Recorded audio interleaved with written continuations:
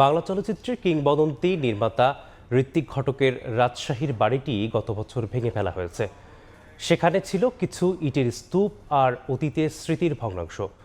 মঙ্গলবার বিজয় দিবসের ছুটির দিনে সেই শেষ চিহ্নটুকু অপসারণের উদ্যোগ নেয় বাড়িটির পাশে থাকা হোমিওপ্যাথিক কলেজ কর্তৃপক্ষ।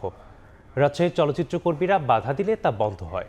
তারা বলছেন, ঋত্বিক ঘটকের জন্মভূমির শেষ নিদর্শন টিকিয়ে রাখতে দৃঢ় প্রতিজ্ঞ। আব্দুল সালামের ছবিতে মওদুদ রানার প্রতিবেদন। গত বছরের ৬ আগস্ট রাজশাহীতে বিশ্ববরেণ্য চলচ্চিত্রকার ঋত্বিক কুমার ঘটকের পৈতৃক বাড়িটি গুড়িয়ে দেয়া হয়। এরপর থেকে নগরীর মিয়াপাড়ায় অবস্থিত ওই বাড়ির আঙিনায় পড়েছিল ইটের স্তূপ।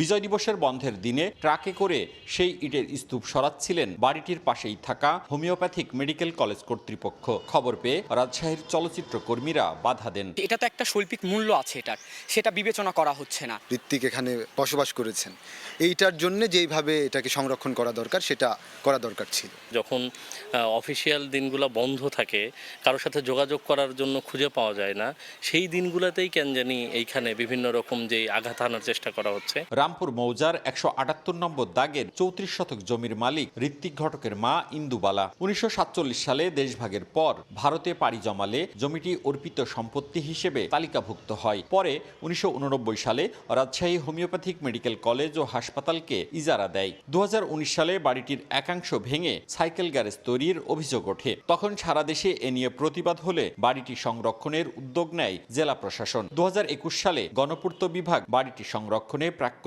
ব্যয় নির্ধারণ করে।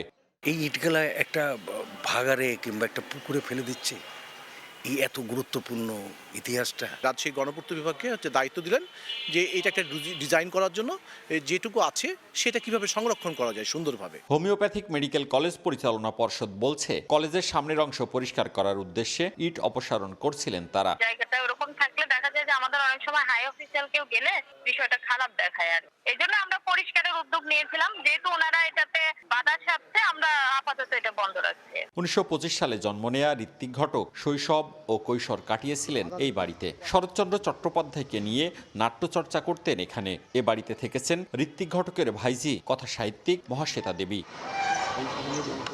মওদুদ রানা, সময় সংবাদ, রাজশাহী।